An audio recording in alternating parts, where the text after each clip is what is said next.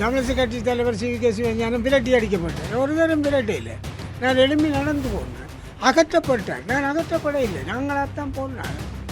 அங்கே நின்றவர், அவரோடு சேர்ந்தவர்கள், இப்பொழுது நான் எல்லா வீடியோக்களையும் பார்த்த பிறகு தான் இன்றைய கலெக்டர் அவர்கள் திட்டமிட்டு பேசுகிறதையும் நான் பார்த்தேன். அவர்கள் என்னை குறிவைத்து பேசுகிறதையும் பார்த்தேன். இந்த நான் நடந்து போகிற பொழுது உலகத்தில் வீதியில் போனால் குரல் நாய்களும் குலைக்கும். அது நிலைமை தான். அப்போ நானும் அப்படி தான் போனேன். அப்படி தான் அது நடந்தது.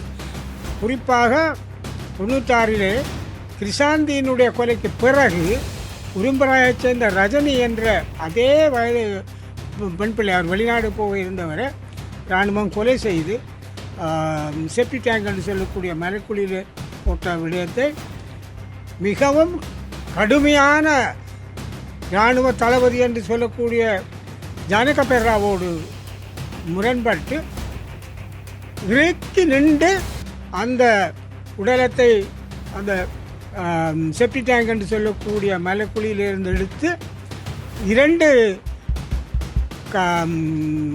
இராணுவத்தினரை சேவை இடைநிறுத்தம் செய்து வைத்தவன் நான். வணக்கம். நான் இன்றைக்கு இந்த ஊடக சந்திப்பை அழைத்ததற்கு 3 காரணங்கள். முதலிலே இந்த சமூக ஊடகங்கள் என்று சொல்லக்கூடியவர்கள் ஒரு பொதுவான வேண்டுகோளை நான் விடுக்க விரும்புகின்றேன். நீங்கள் உங்களுடைய தொழிலை செய்யலாம், ஆனால் ஒரு நியாய நீதி இருக்க வேண்டும். பல செய்திகளுக்கு நீங்கள் இடுகின்ற தலைப்புகள் பல பேருடைய சொந்த வாழ்க்கை கௌரவம் பாதிக்கப்படுகிறது என்பதை தெரிந்து நியாயமாக தலைப்பிடுங்கள், செய்தியை வெளியிடுங்கள். எனக்கு மட்டுமல்ல, இது எல்லோருக்கும். குறிப்பாக நேற்றைய தினம் நடந்த நிகழ்வு, நாங்கள் கட்சியை பொறுத்த வரையில் இந்த முயற்சி, இளையோர் எடுத்த முயற்சி வரவேற்கத்தக்கது என்ற ஒரு கருத்தின் அடிப்படையில் முதலில் எங்களுடைய கட்சியினுடைய உள்ளூராட்சி உறுப்பினர்கள் மற்றும் ஏனைய உறுப்பினர்கள் பங்கு பெற்று கொண்டு பகிரங்கமாக வேண்டுகோள் விடுத்ததும் நான் தான். அந்த அடிப்படையில் நாங்கள் செவ்வாய்க்கிழமை பங்கு பெற்றிருந்தோம். எந்தவித ஆட்சேபனையும் இல்லை. ஆனால் நாங்கள் இருந்த பொழுது வேலன் சுவாமி எங்களை நோக்கி மட்டுமல்ல பெருவரை நோக்கி கரசாரமாக விமர்சித்தார். அதை பற்றி கூட நாங்கள் அக்கறைப்படுத்தவில்லை. நாங்கள் எங்களுடைய பணியை நிறைவு செய்து வந்திருக்கிறோம். ஏனென்றால் அதில் திருப்பி ஏதாவது பேசியிருந்தால் என்னை பேசி அழைத்தார்கள். ஆனால் நான் அதில் பங்கு பெற்றவில்லை. ஏனென்றால் அந்த நோக்கம் குழம்பிவிடக்கூடாது என்பதுதான். அதற்கு பிறகு நேற்றைய தினம் பாராளுமன்ற உறுப்பினர் சாணக்கியன் அவர்கள் 3 விடயமாக இங்கே வந்திருந்தார். ஒன்று, இந்த செம்மணி அணையா விளக்கு நிகழ்விலே கலந்து கொள்வது. அதே நேரம் மயிலிட்டியிலே காணி விடுவிப்புக்கு 5ஆவது நாளாக நடத்துகின்ற போராட்டத்திலே கலந்து கொள்வது. அதைத் தொடர்ந்து ஐக்கிய நாடுகள் மனித உரிமை ஆணையாளரை மாலை 7 மணிக்கு சந்தித்து எங்களுடைய நிலைப்பாட்டை தெரிவிப்பது. இந்த 3 விடயங்களிலும்.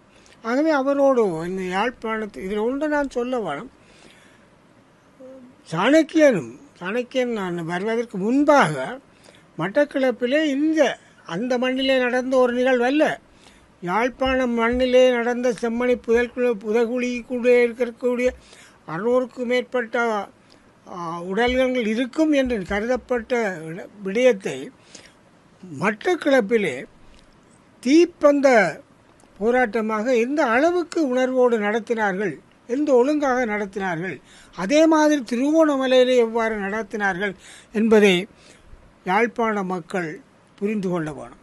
அந்த வகையில் அவ்வாறு செய்த சாணக்கியன் வந்தபொழுது அவருடன் செல்ல வேண்டிய ஒரு கடப்பாடு இருந்தது. நாங்கள் போயிருந்தோம். நாங்கள் போன பொழுது முழுமையான அஞ்சலி செலுத்திவிட்டு மக்களோடு மக்களாக நாங்கள் இருந்தோம். கிட்டத்தட்ட 15 நிமிஷம் நாங்கள் இருந்தோம். நானும் இருந்தேன். நாங்கள் இருந்து எங்களுடைய அஞ்சலி, நாங்கள் திரும்ப மயிலிட்டிக்கு போகிறது எழும்பி நடந்து அமைதியாக வந்தோம். நானும் முன்னுக்கு வந்தேன். நான் வரப்பொழுது கொஞ்சம் பின்னுக்கு நான் நிற்கிறேன் 2 வண்டி. இப்போ நான் வீதியில் போனேன், கண்டி வீதியில் நடந்தேன் போகிறதுக்கு, இந்த வாகனத்துக்கு நோக்கி போனேன். அப்போ சில குரல்கள் எனக்கு எதிராக அடித்தது. நான் அதை சட்டம் பண்ணவே இல்லை. நான் என்னோட பாடு நடந்து போனேன். போய் என்னோட வாகனத்துக்கு போனால் பின்னால் சில பேர் சத்தம் போட்டார்கள், கூறினார்கள். அப்போ அதில் எனக்கு போய்க்கே நான் பார்த்தேன், அங்கே நின்றவர் அவரோடு சேர்ந்தவர்கள், இப்பொழுது நான் எல்லா வீடியோக்களையும் பார்த்த பிறகு தான் இன்றைய கதைக்கிறேன். அவர்கள் திட்டமிட்டு பேசுகிறதையும் நான் பார்த்தேன், அவர்கள் என்னை குறிவைத்து பேசுகிறதையும் பார்த்தேன். அவருக்கு ஒரு எனக்கு எதிராக குரோதம் இருக்கிறதுக்கு நியாயம் இருக்கிறது. அவர் கட்சிக்கு எதிராக கடந்த தேர்தலில், பாராளுமன்ற தேர்தலிலே போட்டியிட்ட காரணத்தினாலே மத்திய செயற்குழுவின் தீர்மானத்துக்கு அமைய அவரை கட்சியிலேருந்து நாங்கள் நீக்கியிருக்கிறோம். அவருக்கு அதுக்கு பிறகு பல குழப்பங்கள் பேச்சுக்களை நடத்தி இருக்கிறார். அது அவருடைய தன்மை. நான் போகிற பொழுது என்னை பற்றி பேசினார்கள். நான் அதை பற்றி நீங்கள் எல்லோரும் வீடியோ பார்த்தா தெரியும். நான் சலனம் இல்லாமல் என்னுடைய வாட்டை நடந்தேன். நான் ஓட இல்லை, இதுதான் முக்கியம். நான் ஓட இல்லை. தமிழிசை கட்சி தலைவர் CVK சிவஞானம் விரட்டி அடிக்கப்பட்டார். ஒரு தரம் விரட்டி இல்லை, நான் எழும்பி நடந்து போனேன். அகற்றப்பட்டார், நான் அகற்றப்பட இல்லை, நாங்களாகத்தான் போனாங்க. அப்போ அங்கே ஒன்றுமே கிடையாது. ஏன் இப்படி செய்தியை போடுறாருன்னு எனக்கு பிள்ளைங்க இல்லை. உண்மையாக எழுதலாம். நாம் எந்த பாட்டில் எழுப்பி போனேன். சாணக்கியனும் எங்களோட பாட்டெலாம் முடிந்தோடு நாங்கள் போனாங்க. எங்களை ஒரு அகற்றலை, நாங்களாகத்தான் போனாங்க. அப்போ இப்படியான செய்திகள் எழுதுகிற பொழுது இது எங்களை பாதிக்கும். பல இடங்களில் என்ன விரட்டியாச்சாமல் எங்கள் கேட்குறார்கள். மக்களுக்கு நாங்கள் பதில் சொல்ல வேணும். உண்மையை நடந்தால் பரவாயில்லை, ஆனால் உள்ளுக்கு பேர்ந்து சரியான செய்தியும் வருது. அவை இதை அச்சூடங்கள் கூட எங்களுக்கு நியாயம் செய்கிறது. அதிலேருந்து நான் குறையும் சொல்ல மாட்டேன். இல்லத்தினியல் இடங்கள் இருக்குது. ஆனால் அவர்களும் சில சமயங்களில் இப்படியான தலையங்களை தவிர்த்து கொண்டால் ஒரு நீதியாக இருக்கும். அது உண்டு. 2வது, இந்த இதில் வந்து குளறி கூத்தாடினவர்களுக்கு வேறுபடு. எங்களை மக்கள், நாங்கள் மக்களோடு மக்களாக நாங்கள் இருந்த இடத்துக்கு பின்னால் கிட்டத்தட்ட 300-400 மக்கள் இருந்தார்கள். ஒருவராவது எங்களுக்கு எதிராக ஒரு குரல் எழுப்ப இல்லை. மக்கள் விரட்டுறது பேசினா இந்த கதையில் இல்லை. அது பிறகு முக்கியமான ஒரு விடயம், நாங்கள் இது ஒரு நல்ல விடயம், இதற்கு கட்சி ஆதரவு அளிக்க வேண்டும் என்பதில் நாங்கள் தெளிவாக இருந்தால் அதில் பங்கு பெற்றோம். அதுவும் குறிப்பாக பல கல்விமான்கள், அதில் ஒருவர் டாக்டர் வைத்தியர், ஒருவர் சட்ட நிபுணர், இவர்களெல்லாம் சேர்ந்து ஒரு நல்ல காரியம் செய்கிற பொழுது அதற்கு ஆதரவளிக்க வேண்டிய கடப்பாடு தலைமைத்துவம் என்று சொல்கிற எங்களுக்கு உண்டு. அதிலும் வீழ்ந்து எழும்பி உள்ளூராட்சி தேர்தலில் நிமிந்து நிற்கிற கட்சி என்ற வகையில் தமிழரசு கட்சிக்கு அந்த பொறுப்பு உண்டு. அந்த கடமையை செய்வதற்காகத்தான் நாங்கள் போயிருந்தோம். உண்மையாக அந்த ஏற்பாட்டாளர்களை பாராட்ட வேண்டிய கடப்பாடு எனக்கு இருக்கிறது. குறிப்பாக இந்த நான் நடந்து போகிற பொழுது உலகத்தில் வீதியில் போனால் குரல் நாயலும் குலைக்கும், அது வல்லமை தான். அப்போ நானும் அப்படி தான் போனேன், அப்படி தான் அது நடந்தது. அது பரவாயில்லை. ஆனால் அந்த இதில் 2 பேர், நான் குறிப்பாக அவர் டாக்டர், என்னுடைய நண்பனுடைய மகன், அவர் சிரமப்பட்டதை நான் பார்த்தேன். குறிப்பாக வைஷ்ணவி சட்டத்தரணி, அவர்கள் ஒழுங்கு செய்ததை முயற்சித்து செய்து அது ஒழுங்கை நிலைநாட்டுவதற்கு அவர்கள் எடுத்த முயற்சியை நான் பகிரங்கமாக பாராட்ட விரும்புகிறேன், நன்றி சொல்ல விரும்புகிறேன். ஏனென்றால் அவர்கள் அந்த பொறுப்புக்கு மேலே அவர்களால் எதுவும் செய்ய முடியாது. காரியத்தை நல்ல முறையாக கங்கரியத்தை நடத்துவதற்கு இடைஞ்சலாக இருந்தவர்களை மக்கள் கண்டிக்க வேண்டும். மக்களுக்கு இது ஒரு பொறுப்பு இருக்குது. இந்த முரட்டுத்தனமான செயல் தண்டிக்கப்படும். இதில் நான் ஒரு விஷயம் சொல்ல விரும்புகிறேன். என்னை அந்த இடத்துல இருந்து விமர்சித்தார்கள், பின்னால் தான் விமர்சித்தார்கள். ஊடகங்கள் இருக்கிற உங்களுக்கு தெரியும், நான் நினைக்கிறேன்.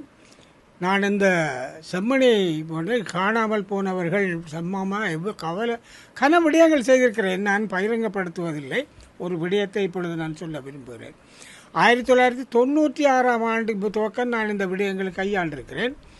குறிப்பாக 96 கிருஷாந்தியினுடைய கொலைக்கு பிறகு உரும்பராயைச் சேர்ந்த ரஜினி என்ற அதே வயது பெண் பிள்ளை, அவர் வெளிநாடு போக இருந்தவரை இராணுவம் கொலை செய்து செப்டி டேங்க் என்று சொல்லக்கூடிய மலைக்குழியில் போட்ட விடயத்தை மிகவும் கடுமையான இராணுவ தளபதி என்று சொல்லக்கூடிய ஜானக பெர்ராவோடு முரண்பட்டு இறுக்கி நின்று அந்த உடலத்தை அந்த செப்டி டேங்க் என்று சொல்லக்கூடிய மலைக்குழியிலிருந்து எடுத்து 2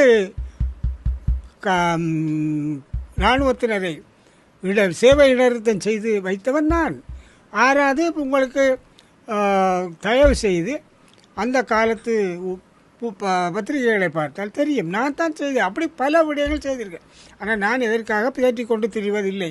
அப்போ எனக்கு அந்த இடத்திலே நிற்பதற்கான எனக்கு உரிமை இருக்கிறது, என்ற கட்சிக்கும் உரிமை இருக்கிறது. அதை தடுப்பதற்கு கட்சியிலே இருந்து விலக்கப்பட்டு அது ஒரு குழுவாக வந்து இந்த இடத்துல அதனுடைய புனித நோக்கத்தை சிதைக்கிற செயல், காழ்ப்புணர்ச்சியான செயல் கண்டிக்கத்தக்கது. ஆகவே இதில் மக்களுக்கு ஒரு பங்கு உண்டு. இப்போ நெடுகவே இப்படியே இவர்கள் செய்து கொண்டு போனால், அசிங்கமாக பேசினால், அவமானப்படுத்தினால், ஒரு வேளை இதன் நோக்கம் வந்து இனிமேல் இப்படியான போராட்டங்களில் பங்கு பெற்றாமல் சனத்தை பண்ணுற நோக்கம் ஒன்றும் ஒரு சந்தேக கண்ணொண்டு இருக்கத்தான் செய்யுது. அந்த நோக்கம் இல்லைன்னா அப்படியே எல்லாத்தையும் மடக்கி வச்சுட்டு நாங்கள் மடக்கி போகலாம் அல்லது மக்களை மடக்கி விடலாம், அதுக்கு பின்னணியில் ஏதாவது ஒரு இது இருக்கக்கூடும் என்று நான் நினைக்கிறேன். ஆகவே அந்த விடயங்களை இதில் 2 விடயம், எந்த மக்களும் எங்களை அகற்றவில்லை, பெற வேண்டாம் என்று சொல்லவில்லை, பங்கு பெற்ற வேண்டாம் என்று சொல்லவில்லை. ஒரு சின்ன குழு கிளிநொச்சியில் இருந்து தான் கூட வந்திருந்தது.